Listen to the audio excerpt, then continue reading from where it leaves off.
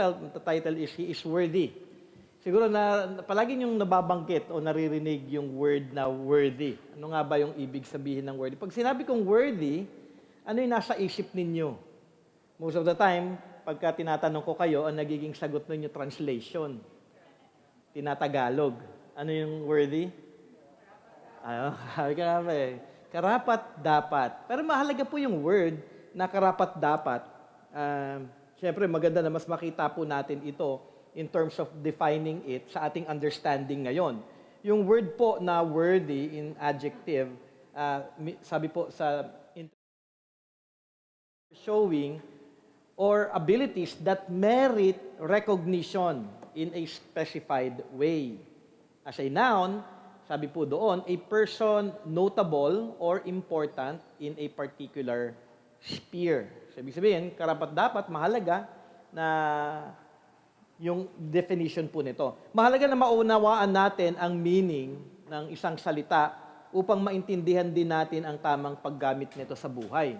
So, if we say that he is worthy, karapat-dapat, maganda na intindihan natin yung word na yoon para mai-apply talaga natin sa ating buhay. Hindi siya yung parang blurt out lang sa ating mga labi na, oo, he's worthy. Pero hindi naman talaga natin talaga nauunawaan kung ano yung ibig sabihin ng salitang yon. So, ang salitang worthy most of the time, ating ginagamit ito kapag may tinutukoy tayo na importante. It is worthy of my time na pumunta ako sa lugar na yan. Okay? O kaya, worthy ba na panoorin yung movie na yan o antayin ko na lang sa Netflix? Minsan, ganun ka na ngayon dahil parang hindi naman yan worthy. Diba? We use the word most of the time. Minsan, gagamitin pa natin ito sa pagkain, which is our favorite. Okay? O gamit na ating binibili. Worthy ba yan sa halaga ng binayad ko? Diba? Parang hindi naman yata worthy na bumili nito. So, ibig sabihin, dapat lamang na bigyan halaga ito dahil tunay na importante at mahalaga siya pag sinabi nating worthy. Ang tao actually nagkakategorize kung mahalaga o hindi ang isang bagay o ang isang tao. Madalas po ito yung nangyayari sa atin. Okay, we categorize things kung mahalaga o hindi. Siguro as an example, para makita natin yung pag-respond kay Christ dahil siya yung ating topic for this morning at palagi naman natin topic si Jesus Christ. Pero maganda na makita natin dito sa example ng isang Christmas story na ating nababasa o napakinggan na sa Matthew chapter 2 verses 1 to 12. Ito yung story ng wise men. Naalala ko, nagkaroon ako ng preaching about this. Pagka sinabi kong wise men, ano yung unang nasa isip nyo? Tatlong hari. Pinoy na Pinoy, ano? So, kasi nakagawian natin, dahil na-colonize tayo ng Spain, so, alam mo yun, 3 kings. Yun yung ating pag-iisip regarding that. May 3 haring dalaw. Tapos kinalakihan pa natin yan nung bata tayo dahil yan yung, anong tawag doon? Pagka nangangaroling. Okay. But in Greek, yung word po na wise men is in the form magos. Okay, in Greek. In Lonida, it is defined this way. A person noted for unusual capacity of understanding based upon astrology. Such persons were regarded as combining both secular and religious aspects of knowledge and understanding. So, in definition ng magos is a wise man, a priest, or a magus. Hindi natin naaralin, part by part actually, yung Matthew chapter 2, o hindi ko nabibigyan actually dahil nagbigay ako ng mahabang exposition about the wise men before. Alam ko kung naalala nyo pa po yun. Pero atin titignan yung Matthew chapter 2, 1 to 12, sa 2 bahagi lamang. Okay? Kasi na-preach ko na ito before, at kukutin natin ito in another aspect. Okay? Tingnan po natin siya in another perspective. 2 bahagi po yung makikita natin dito, yung pagtugon ng wise men of the East patungkol kay Jesus at yung pagtugon ng chief priest at ng scribes patungkol sa kanilang inaantay na Messiah. 2 po kasi makikita natin na character na mahalaga dito kung paano po sila tumugon sa Panginoon. Yung isa nagpakita talaga nakita nila si Jesus Christ is worthy of everything. Yung isa naman, sa kabilang side, kilala nila sa Jesus, pero hindi nila binigyan ito ng kahalagahan. Para sa kanila, hindi siya karapat dapat pang hanapin o kilalanin na Messiah. At ito yung ating tuon sa ating pag-aaral ngayong umagang ito. At ating pong buksan, o inyo pong buksan ang inyong mga Bibles, o kaya cellphone, o kaya pwede nyo pong mabasa din dito. In Matthew chapter 2, verses 1 to 12. I'll be reading it in ESV version. Sabi po doon, "Now, after Jesus was born in Bethlehem of Judea, in the days of Herod the king, behold, wise men from the east came to Jerusalem, saying, 'Where is he who has been born King of the Jews? For we saw his star when it rose and have come to worship him.' When Herod the king heard this, he was troubled, and all Jerusalem with him. And assembling all the chief priests and scribes of the people, he inquired of them where the Christ was to be born.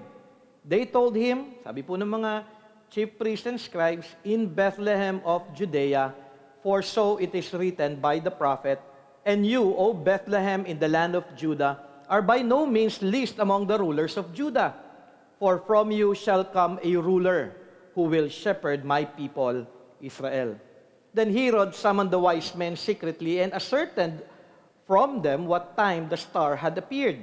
And he sent them to Bethlehem, saying, 'Go and search diligently for the child, and when you have found him, bring me word, that I too may come and worship him.' After listening to the king, they went on their way. And behold, the star that they had seen, when it rose, went before them until it came to rest over the place where the child was. When they saw the star, they rejoiced exceedingly with great joy. And going into the house, they saw the child with Mary, his mother, and they fell down and worshiped him. Then opening their treasures, they offered him gifts, gold and frankincense and myrrh. And being warned in a dream not to return to Herod, they departed to their own country by another way." So tignan po muna natin yung unang mga tao, o yung unang character natin titignan is yung mga wise men. Ano nga ba ang alam natin patungkol sa kanila? Na-define ko na kanina kung ano sila. Okay? Sinasabi lamang actually kung atin titignan at magiging basis po natin ang Bible, ang sinabi lamang sa kanila, wise men from the east. Yun lamang po. Wala na ibang description, wala na ibang bagay patungkol sa kanila. At yun din po, yung definition, sa ating definition, may kaalaman sila, sabi nga, dun sa definition natin kanina, sa astrology. Kaya nakatingin sila sa stars. Inaaral nila yung mga stars. Okay? Siguro, nasa isip nyo, paano nila kaya ito na-connect kay Jesus? Di ba? Parang they're from the east, and then tumingin sila sa star, okay, ito na, pinanganak na yung hari ng mga Hudyo. Okay? According to the scholars, yung wise man daw na ito ay galing sa east, at most probably, they came from Medes or Persia or Babylonia. Kung maalala ninyo, ang east, at kung east, alam natin na ang bayan ng Israel ay napadala sa east. Okay? Napadala sila actually sa Babylon. Di ba? Dahil nagkasala sila sa Panginoon, na-exile sila sa Babylon, napunta sila doon, kaya napunta doon sila Daniel, okay? May mga Hudyo po doon. At nanatili yung ibang mga Hudyo during that time. At syempre, meron sila for sure na napakinggan patungkol dito. At kaya itong mga wise men na ito, may kaalaman sila in some way about the prophecies in the Old Testament patungkol sa isang hari na darating na manggagaling sa mga Hudyo. Okay? Kaya nga, nung may nakita silang star, sabi sa ating passage, we saw his star when it rose. At kanila itong kinonect sa prophecy patungkol sa haring darating. But all in all, kung atin lamang titignan yon as a background lamang, with that understanding, makikita natin, ito pa rin po ay pagkilos ng Diyos. Dahil ito ay pagtupad ng kanyang pangako. Ipinapakita lamang din na ang kaligtasan ay hindi lamang para sa mga Hudyo, pero para sa lahat ng tao. Dahil dalawang klase lamang naman ng tao before, Jews or Gentiles. So yung kaligtasan is not only for the Jews, but for all people, dahil itong mga wise men na ito, sila ay kumilala kay Kristo bilang hari at bilang kanilang Diyos dahil kanila itong sinamba. So may nakita silang star at kanila itong sinunod. Pero mahalaga dito, hindi man sila mga Hudyo, sila ay wise men from the east, pero nakikita natin yung kanilang response. At ito ay hanapin at kilalanin ang batang ipinanganak na hari at siya ay kanilang sambahin. Ang galing ng response nila eh. Hindi mo maiisip actually. Actually, if you just read it, okay, gusto na lang ano. Pero in reality, if we're going to look at the passage, teka lang, hindi naman sila Hudyo. Bakit nila inaantay ang isang hari na manggagaling sa mga Hudyo? At bakit nila ito sasambahin? Okay? Kung ating babalikan lamang, sabi dun sa verse 2, where is he who has been born King of the Jews? Dahil naipanganak na si Jesus that time. Okay? Hindi siya ipapanganak pa lamang, katulad ng story na, alam mo yun, mga napapanood nyo sa mga Christmas story, dumating yung mga hari, kakapanganak pa lang ni Mary. Actually, mga around 2 years old na yung bata. Hindi naman po siya yung parang kakapanganak lamang. Kasi nag-travel pa sila from Babylon. Okay? Sabi nga ni Matt Chandler, kung ating titignan, they paid attention to what they had seen. Binigyan nila ito ng atensyon at ng kahalagahan patungkol dun sa star na kanilang nakita. Dagdag pa, sabi nga ni Matt Chandler, and I quote sa kanyang book, paying attention to something is not the same thing as knowing something. Acting on something is not the same as understanding something. At ito yung problema actually ng maraming tao. Maging mga nagsasabi na nakakilala daw sila kay Jesus at lalo na sa pagdating sa araw ng Pasko. Ito yung isang problem po. In truth, hindi po problema, lalo na sa ating bansa dahil Christian country po tayo, hindi po problema sa ating bansa yung story ng kapanganakan ni Jesus. Siguro sa Pakistan, dahil kinikwento sa akin ni Pastor Morris, hindi talaga nila kilala si Jesus Christ. Kaya nga, meron silang story ngayon, pinapakita nila na, sabi nga sa akin ni Pastor Morris, nandun ngayon si Pastor Tim Carnes, at ang topic daw nila na isi-share is about bakit kailangan maging tao ni Jesus. Okay? Kasi parang hindi sila naniniwala na si Jesus Christ, God, at naging tao. So, kailangan pang explain niya. Sa ating pag pinag-usapan ng Christmas story, alam natin, Diyos, naging tao, ipinanganak kay Birheng Maria. May understanding po tayo dito. Marami po nakakaalam ng story na ito. Siguro kayo rin, alam ninyo ang story ng Christmas. Siguro nga, nag-anticipate kayo na parang, ano kayang ituturo ngayon sa Christmas story? Kung 12 years na si Pastor Jay, yung Christmas story, para siyang magiging paulit-ulit ngayon. Di ba? Ilang beses niya na napakinggan Siguro, nung nandito pa kayo nung kay Pastor Bob, kay Pastor Kaloy, tapos for how many years, puro Christmas story, at hindi naman marami yung Christmas story dahil, alam mo, sa kukunti lamang po ito, pero mahalaga po ito. Kaya nga kapag pinag-usapan ang Christmas story, it's either going to be, ayan ba yun sa shepherd, ito ba yun sa angel, ito ba yun sa wise men, okay? So, ito ba yung patungkol kay Herod na masama, na nagpapatay ng maraming bata, ang ituturo ba, papakinggan namin ngayon is about yung sabsaban, okay? At ngayon, ating inaaral yung wise men ulit. Actually, alam nyo na ito in a lot of ways. Hindi lamang iyon, for sure, ilang beses na rin po ninyo narinig ang patungkol kay Jesus. Kung sino siya, ano ang kanyang ginawa para sa atin at marami pang mga bagay patungkol kay Jesus. Ang nakakamangha, ang wise men na ito, walang malalim na kaalaman patungkol kay Jesus. Alam lang nila may ipinanganak na hari dahil nakita nila ang star at sila ay nasa bayan ng Jerusalem para sambahin ang batang ipinanganak na hari. Ang laki po actually ng difference natin with these people. Itong mga wise men na ito at sa ating panahon. Nakita ninyo yung kanilang response patungkol kay Jesus? May pinanganak na hari ng mga Hudyo at naroon sila upang siya ay sambahin. Ganda ng response nila. Mahalagang makita ninyo na ang tugon ni Matthew o yung tuon ni Matthew o yung theme ng Matthew sa gospel writing na ito, pinapakita niya na Jesus Christ is King. Okay? Yun po yung tema, yun yung theme ng Matthew. Okay? At dito sa simula pa lamang, malinaw na si Jesus ay hari. Nakarapat dapat na ating kilalanin na tunay na hari at atin siyang sambahin. Ang katanungan, katulad nga din ba ng wise men ang inyong naging tugon kay Jesus? Kung sinasabi ninyong, alam niyo yung story, kilala niyo si Jesus Christ, may understanding, may knowledge kayo kay Jesus Christ, pero ang magiging katanungan, naging katulad ba ng wise men ang inyong pag-respond? Kinalala nyo nga ba si Jesus na hari ninyo? Ibig sabihin, kapag sinabing hari, pag sinabi kasing hari before, siya yung nasusunod. Siya yung iyong susundin lamang sa iyong buhay. Yun din ba yung naging response ninyo sa inyong buhay ngayon? O kilala nyo lang si Jesus Christ, pero hindi kayo nag-respond ng submission sa Kanya bilang hari ninyo sa inyong buhay.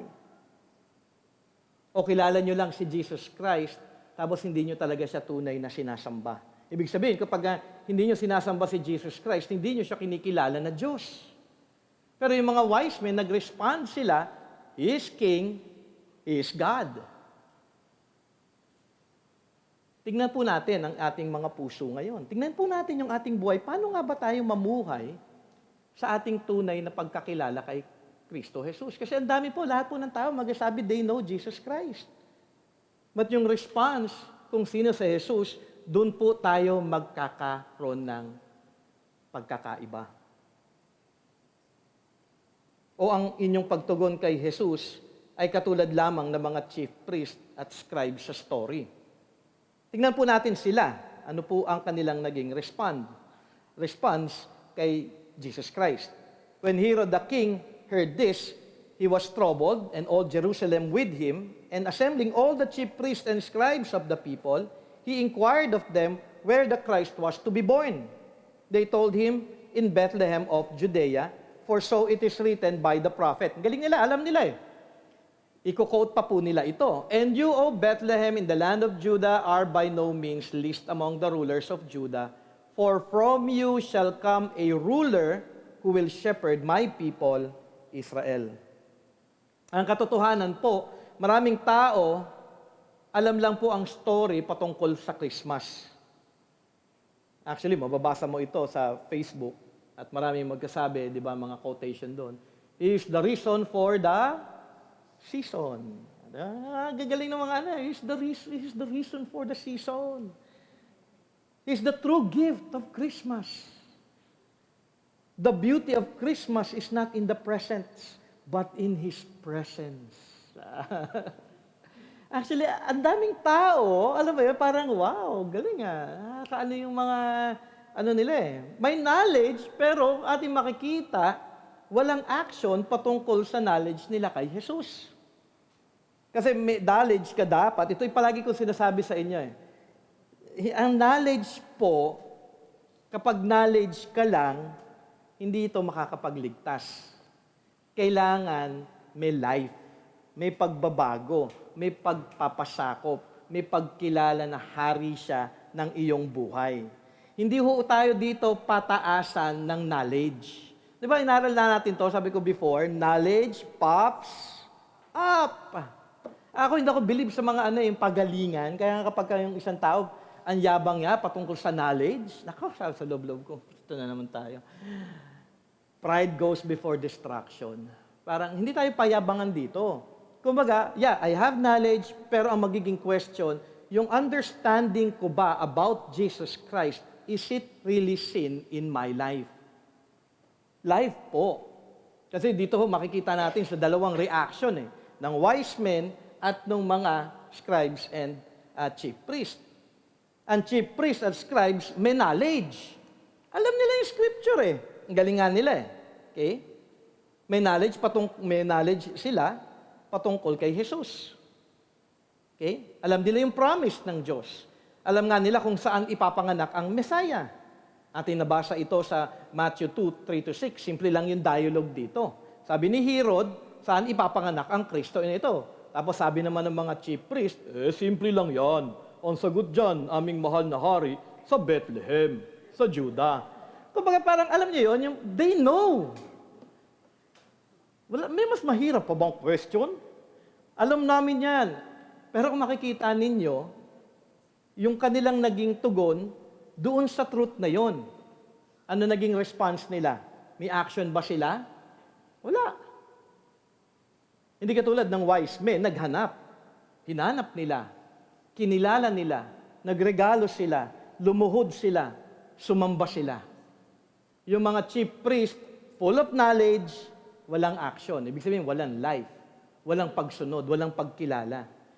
Kaya nga, gusto nyong malaman kung kayo ay Christian? Talaga nyo bang sinusunod si Jesus? Hindi ito bukang bibig, di ba? Faith is not just profession. Faith is acting on that profession of faith. Dapat po nakikilala po talaga siya. Kung ating titignan nga yung mga wise men, kung ang tugon ng chief priests and scribes, wala, yung wise men po, they're from the east, naghanda sila, nag-travel sila, nagbigay sila ng oras, napuntahan at kilalanin ang ating Panginoong Jesus upang siya ay kanilang sambahin.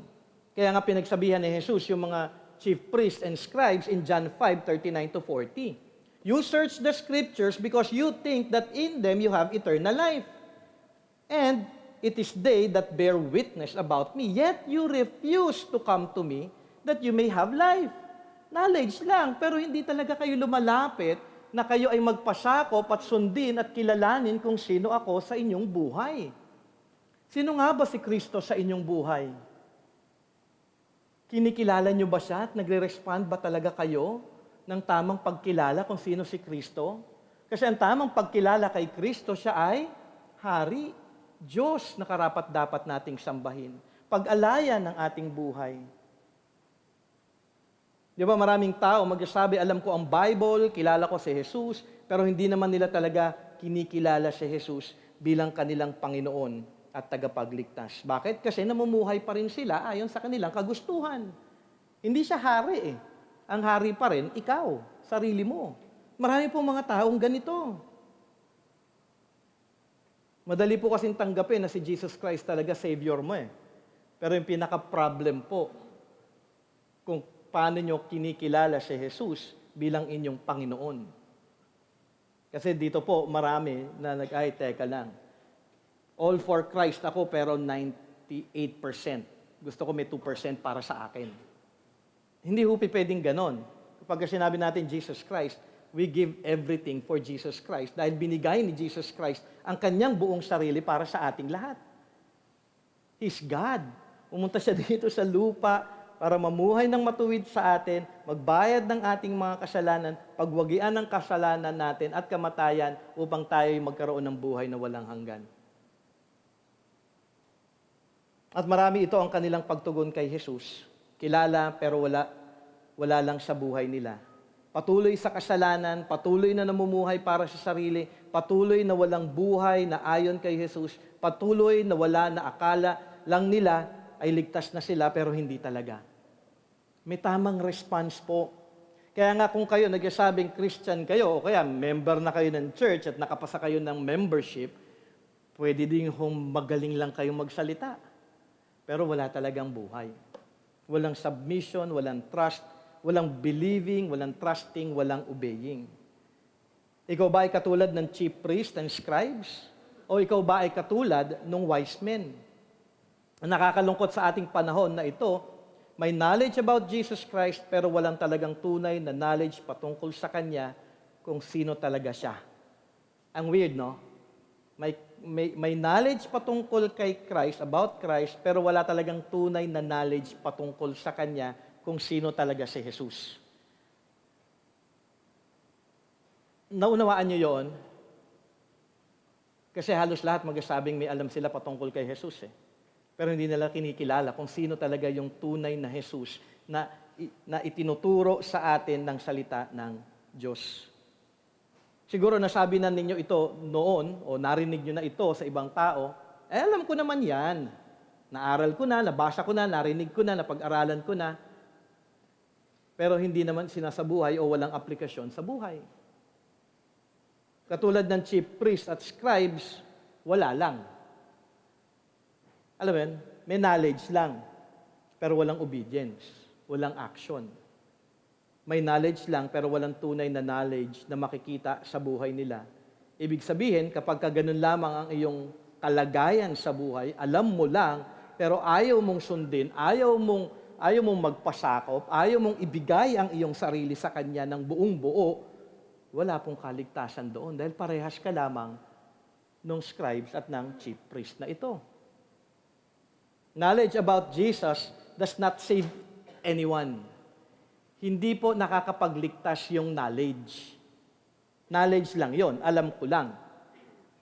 Devil nga alam niya kilala niya pa. Pero saan pa rin mapupunta yung mga devil, mga demons?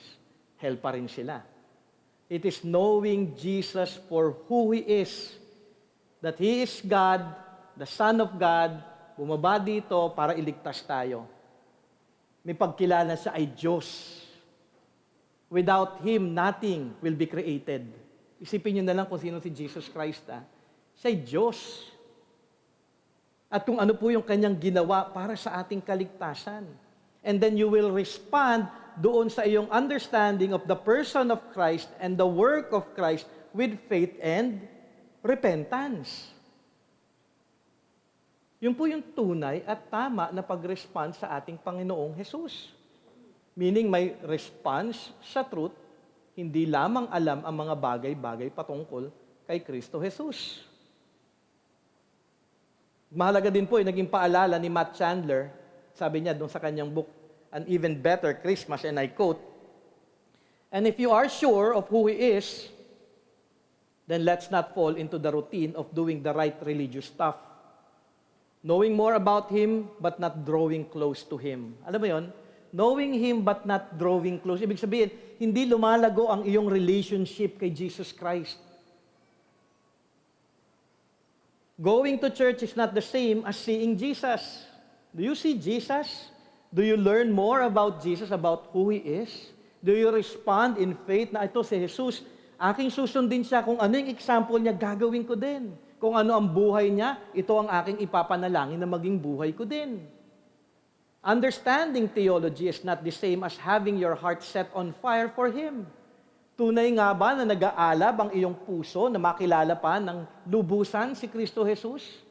Yung alam mo yun, may desire ka talaga to know, to learn about God, to know about the things of God and about the things that what God wants you to do. Ano yung mga bagay pa na nais ng Diyos na aking matutunan? Do you come here in church, gusto lang ninyo matuto about theology, about more knowledge? O dahil gusto mong ma-rebuke, gusto mong ma-correct, gusto mong mabago, gusto mong mag-repent, gusto mo na lumapit sa Panginoon at tunay na sundin siya. Sabi nga ni Matt Chandler, hear Him in His Word, think about it, pray to Him about it, count your blessings, see what He's calling you to. That takes time. And His worth your time. Hindi siya yung parang kinikilala nyo lang pag Sunday. Alam mo yon? Hindi lang siya yung parang lumalakad naman ako in Christ-likeness pag Sunday. Pero pagdating na ng Monday to Saturday, o kaya half of the Saturday, dahil half of the Saturday nandito kayo for the cell, wala si Kristo sa buhay nyo. Hindi ho dapat ganon. You seek Christ in everything. You pray, Lord, help me by your grace to grow in Christ. Help me, Lord God, to be more loving, to be more understanding, to be patient, to be gracious, to be giving sa bawat isa. Lumalago nga ba kayo kay Kristo? You think about it. Pag-pray po ninyo ito. And He is worthy of our pursuit. Another truth na makikita natin sa response ng mga wise men, kanilang tunay na hinanap si Jesus. Yung po are you in pursuit of God, of Jesus Christ? Naalala ko lang, and it is a blessing and grace to me ni God. Nung naging Christian ako, nung bago akong Christian, talagang, alam mo yun, yung heart ko, desire ko makilala siya.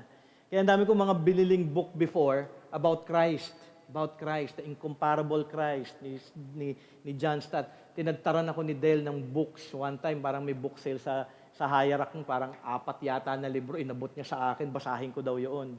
Puro about Jesus Christ. Kasi desire Desire to know Him Dahil mahalaga po na makilala po natin si Jesus. Hanapin po natin siya. Yung, alam niyo, ninanais talaga natin na makilala siya, katulad po ng mga wise men. Nais nila na makilala kung sino ang hari na ipinanganak.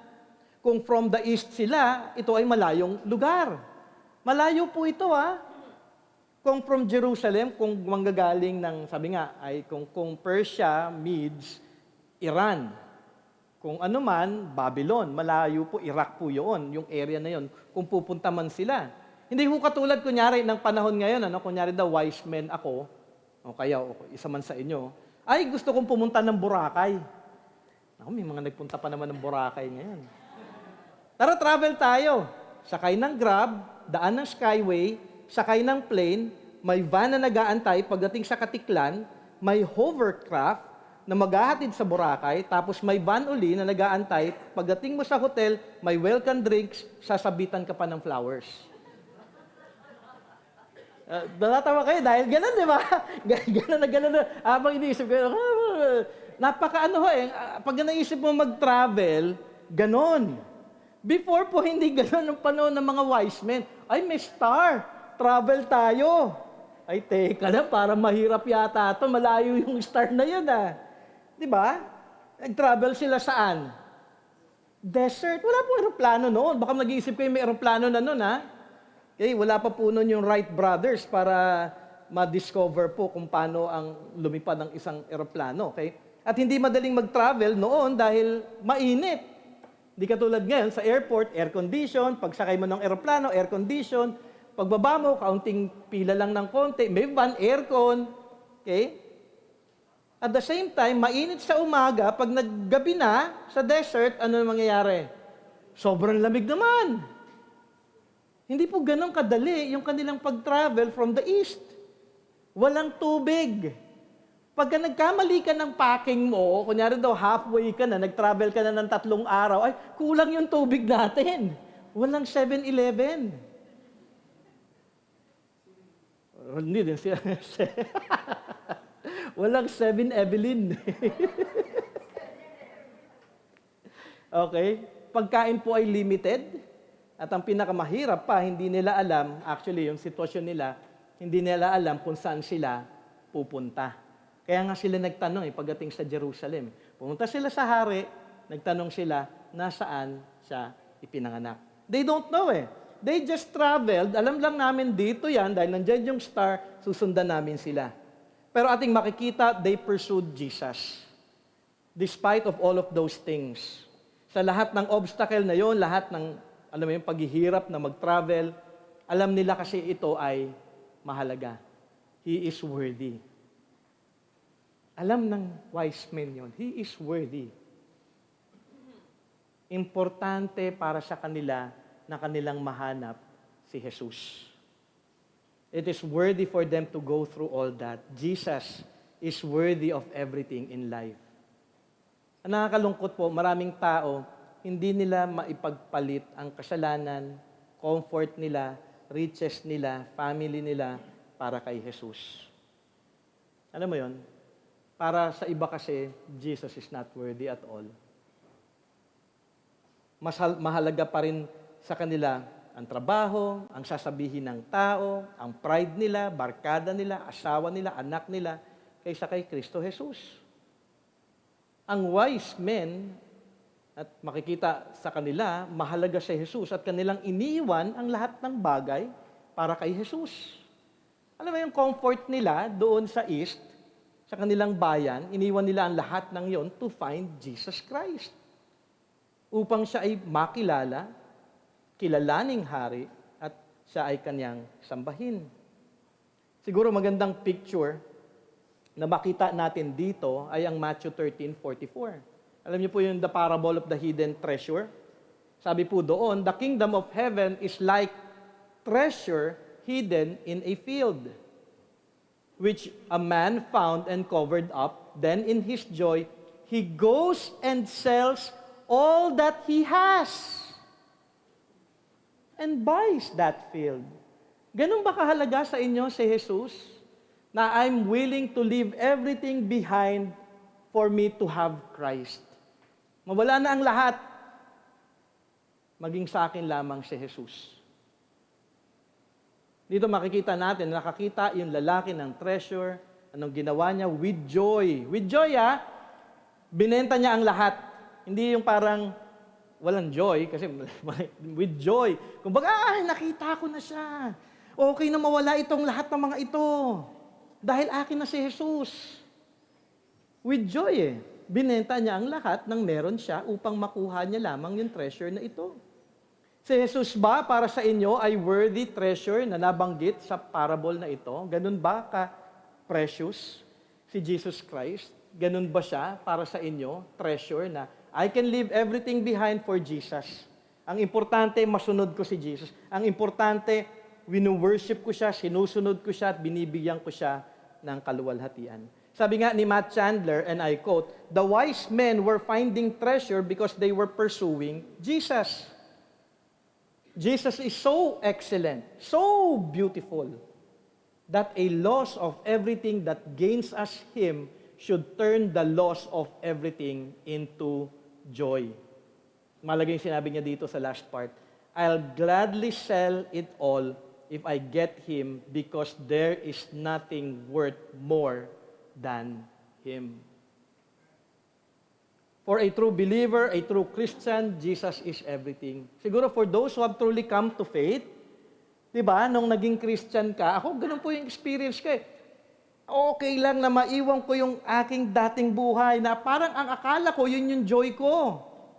Okay lang mawala yung barkada ko, okay lang mawala ang lahat ng yan, okay lang na Lord, na alam mo yun, yung mga bagay na pinangahawakan ko na tingin ko na mahalaga, yung mga dreams ko, yung mga plano ko, iwan lahat yun, okay lang. Ngayon Lord, kung ano yung gusto mo, dun lamang po ako. At yun lamang ang aking susundin dahil ikaw sapat na sa akin. Ganun po ang tunay na Christian. Ganun po yung pagkilala kay Kristo Jesus. True treasure. That you will leave everything behind. Kahit na family mo pa ito, kahit na sino pa man siya. Ang pinakamahalaga, masunod ko si Jesus dahil siya yung aking treasure in life.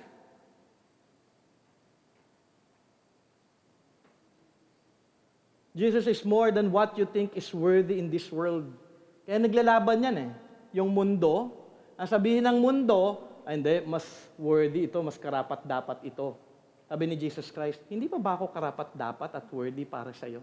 Ang sabihin ng mundo, hindi. Ako mahalaga. So ngayon, ang tao, nahahati siya. Ngayon, ang titingnan ninyo sa inyong buhay, when that comes, pag nag-clash you on, who will you follow? Dahil everything, tatandaan po ninyo, everything in this world is passing away. Lahat na tingin mo na mahalaga o importante sa mundong ito ay mawawala, even family.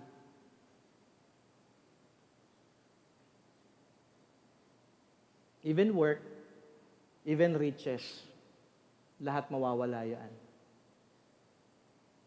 Sabihin naman ng iba, andyan naman si Jesus Christ, nandun din naman ako, pero nandyan din sila. Mahalaga din. Di ba pwedeng sabay? Hindi you have to choose one. Kaya nga sabi, when he found the treasure, binenta niya, he sell everything that he has. Complete turnaround from the world and following Christ. Di ba inaral natin yan, yung discipleship? Di ba? Being a disciple of Christ.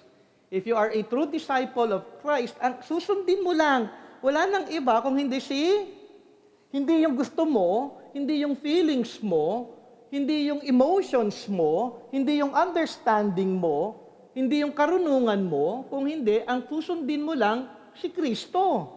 Kung anong sinasabi lamang ng salita ng Panginoon. Mahirap ito at hindi natin kayang gawin ito, kaya nga may grace. Kaya nga may Holy Spirit, kaya ngayon magkakaroon ka at madidefine mo ngayon yung sarili mo kung Christian ka talaga, is the Lord enabling me by His grace through the work of the Holy Spirit that He has given to a Christian to follow and submit to Him. Hindi din kasi tayo yung pagsunod Pero binigyan tayo ng Holy Spirit. Ngayon, magiging question, bakit ganun? Parang ayoko pa rin sundin si Jesus Christ. Bakit ganun? Parang hindi siya treasure. Ayoko magbasa, ayoko mag-pray. Gusto kong gawin kung ano yung gusto ko. Then, yung question is, do you have the Holy Spirit? Do you really have that desire to follow Christ? Si Jesus, siya ay for eternity. He is worthy of everything, your time, your strength, your life, everything. Everything, si Jesus Christ lang. Meron ka ba bang pinangahawakan sa mundong ito kung bakit hindi mo patunay na kinikilala si Jesus kung sino siya dapat sa iyong buhay? Is there something that holds you back? Meron ba na naghihinder sa'yo? Alam mo, may nabasa nga ako, sabi nga lahat ng tao may dilemang ganon. 90% I'll follow Him, 10% meron pa rin siya. Pero yung panawagan ni Jesus, you follow me despite of. May suffering man, despite of heartaches, you follow me. Kasi nga, sabi nga we are to follow Christ even in suffering. We are called to suffer with Christ. At yung suffering na yun ay paghiwalay po natin sa mga bagay na akala nating mahalaga at chine-cherish natin. Are you holding on to a certain sin? Kaya now-hold back ka kay Jesus na tunay mo siyang kilalanin bilang iyong Panginoon na tagapagligtas? Yes, it is by grace that a person is saved, pero it is also hearing the truth. Diba? Because faith comes from hearing the words of Christ. And the word is clear right now. The example is clear, and you are listening to it. How will you respond? Paano ka tutugon? And you are to respond in faith, to turn away from what is holding you back. The truth is, you need Jesus Christ. He alone can satisfy you. Not the world, not the things that you hold dear. What you are to do is to let them go and pursue Christ. For He is worthy of everything. Basahin ko lamang po yung dialogue dito ni Matt Chandler sa kanyang book. Maganda po yun. May parang story siya at pinasok din niya yung story nung wise men. Basahin ko lamang, hindi ko na po siya sinama sa PowerPoint. Do you ever wonder what the wise men thought when they finally found Jesus? Just this young child, age 2 at most. What did they say to each other as they bowed down and worshiped Him and started to unpack the treasures they brought to give to Him? Naisip niyo yun? Paano nga yun? Mga wise men nandun sa lugar na yun at nag-worship kay Jesus Christ. Sabi ni Matt Chandler, I don't know if you've been around 2-year-olds. Most of them are cute.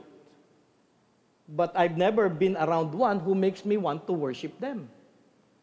Totoo naman, di ba? Doon din ka na ba sa punto nakakita yung cute-cute. Parang kunyari, si Ardy o kaya sila yung mga bata dito. Cute-cute mo, worship na kita. Parang weird, no? You would not do that, pero makikita mo yung picture dito, it is by faith. I wonder if those wise men were just looking over at each other, whispering. Sabi niya dito, Bill, I hate to bring this up again, but this is a small child in a little village. Are you sure about giving him your best thing?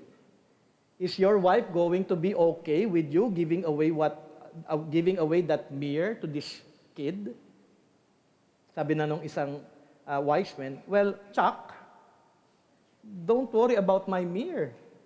You've just given your gold. Yeah, good point. At alam ko na post ko na yata dito yung sinabi niya. Surely they wondered, we're here, we've found Him, we have these possessions, and are we actually going to give them to Him? Or should we maybe just hang on to them? And we face the same choice. At Christmas, we come face to face with Jesus, God getting involved to expose us and to bring us forgiveness and joy. Are we actually going to give what we have to Him or hang on it?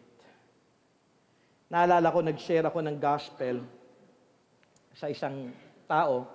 Siyempre tao, hindi naman ako mag-share kay Cookie ng gospel. So, may na-sharean po ako ng gospel at while sharing, pinahinto niya ako sa mga sinasabi ko patungkol kay Jesus. Sabi niya, alam ko na yan, pero hindi ko kailangan marinig yan ngayon. may buhay ako na mahalaga ngayon at darating in time, bibigyan ko yan ng oras, pero hindi ngayon. Kaya wag mo nang ituloy ang sasabihin mo. Were you rejected that way? Ako, hindi naman ako na-hurt because ang dinideny niya actually is eternal life, salvation. Pero may mga tao pong ganun mag-respond kay Jesus Christ. Alam mo yun, sasabihin niyang, alam ko na yan. Yeah, you know, but you're not saved. Para sa kanya, at that time, may mas mahalaga pa na iba sa puso niya. Ganon din ba ngayon sa mga puso ninyo? May mas mahalaga pa ba kay Kristo Jesus?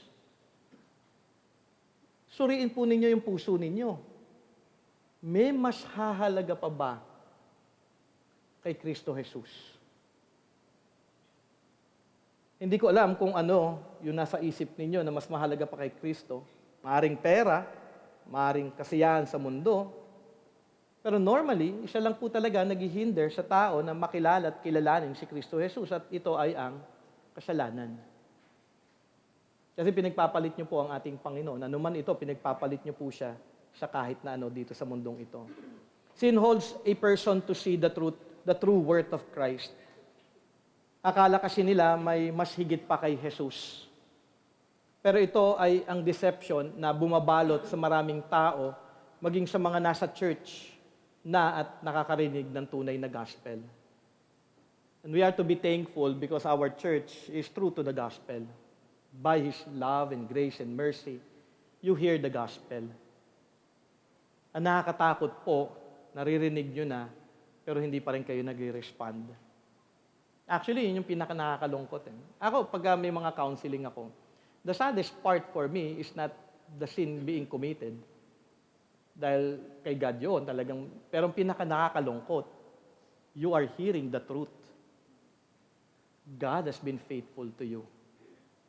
God has been revealing Himself to you. And in all those years, if you have heard the truth, if you have heard it many times, and then still, you respond like the chief priest and the scribes, nakakalungkot po ang buhay ninyo. At i-break nyo na po yun ngayon. Mag-respond kayo ng tama kay Kristo Jesus. Turn away from the world, turn away from your sin, ask the Lord to help you with your unbelief. Naalala nyo yung isang tatay na dinala niya yung kanyang anak para pagalingin ni Jesus. Sabi ni Jesus Christ, you are to believe. I believe. Help me with my unbelief. Go to Christ. Ask for His mercy. Lord, I want to believe. Help me with my unbelief. And to truly put Christ as everything in my life.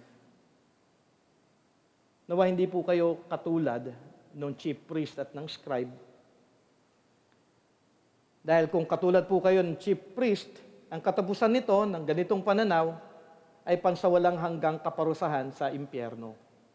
Alam mo, nandito ka na, pero impyerno ka pa rin. Nakakalungkot po yun. Yung pinaka-nakakalungkot. Ang prayer ko for our church, hindi tayo yumaman, lumago, dumami. Isa lang ang prayer ko, lahat kayo maligtas. At yun yung message ko for the past 12 years. Salvation in Christ alone. For 12 years, you've been hearing the gospel. Lahat kayo, alam ko, kilala nyo si Jesus, narinig nyo na. But have you truly come to faith? Have you truly turned away from sin? Are you truly living your life for Christ? Is He truly your treasure? 12 Christmas na akong nandito. At sana naging tama na yung response ninyo. At sana ngayong araw na ito, maging tama yung response niyo kay Kristo Jesus. Pero kung inyong nakita na si Jesus ay tunay na worthy of everything at tunay mong iiwan ang lahat para sa Kanya, ang resulta nito, eternal joy with Jesus Christ.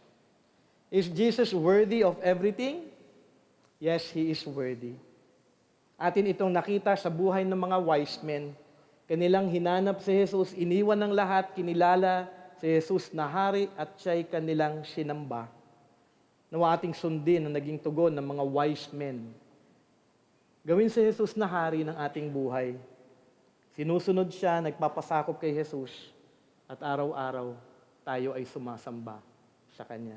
Before I end in prayer, siguro, I want us to sing this, at patutugtugin ko lamang, and every time that I nakabukas baka may marinig lang kayong Lazada. Kasi Bluetooth ko po ito. Pero may lyrics, no? You can sing with me, but you can sing with the song. At mahalaga na makita lang natin yung message din ng kanta po na ito.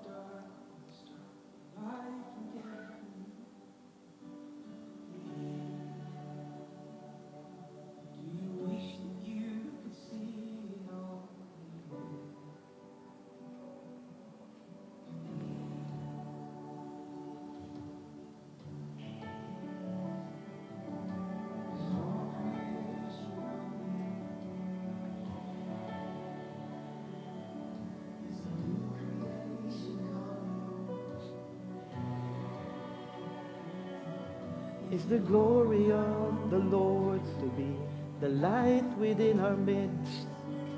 It is. Is it good that we remind ourselves with this?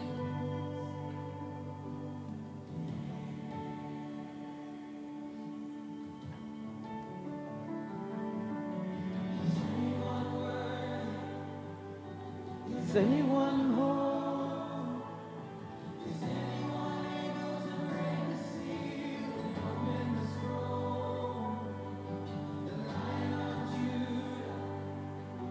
Who conquered the grave?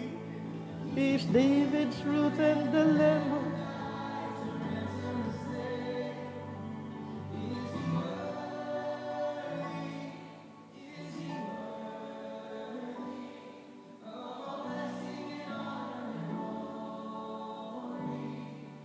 Is he worthy?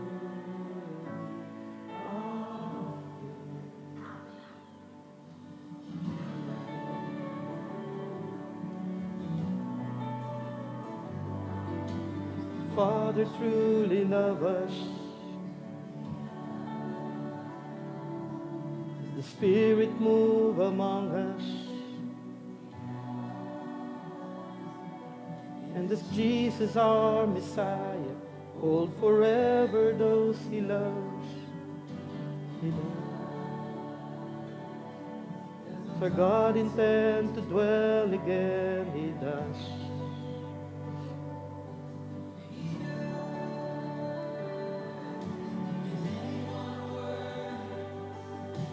Is anyone whole? Is anyone able to break the seal and open the scroll? The Lion of Judah, who conquered the grave, is David's root and the Lamb who died to ransom the slave. For every people and tribe, every nation and tongue, He made us a kingdom and priest to God, to reign with the Son. Is He worthy? Is He worthy of all blessing and honor and glory? Is He worthy? Is He worthy? Is He worthy of this?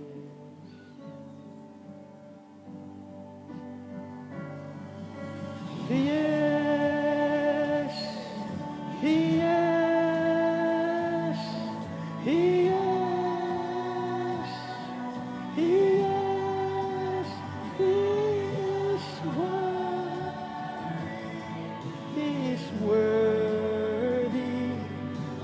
blessing and honor and glory is worthy of it.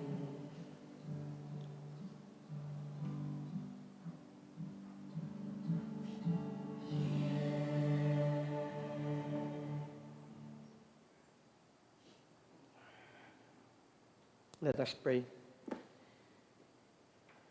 Tunay nga, Panginoong Jesus, Ikaw ay karapat-dapat na aming kilalanin bilang aming hari. Ikaw ay karapat-dapat na aming sambahin sa aming buhay.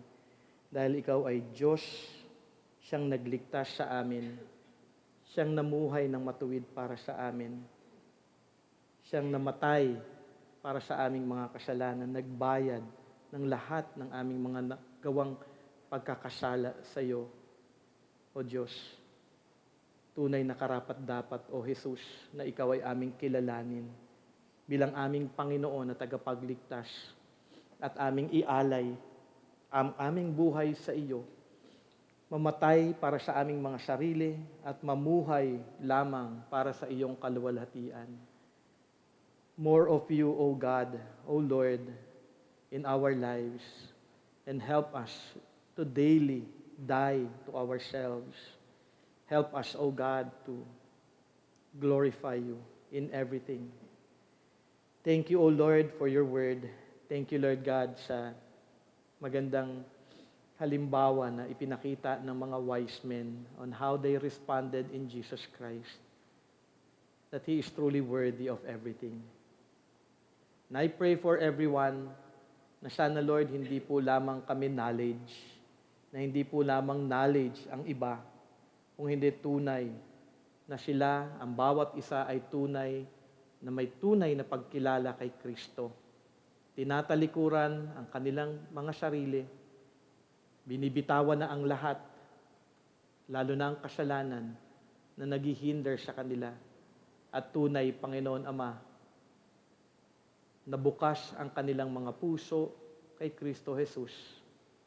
At tunay na, by your grace, kilalanin siya na siyang tanging pag-asa, kapatawaran ng taong makasalanan, buhay na walang hanggan. Lord, I pray for everyone.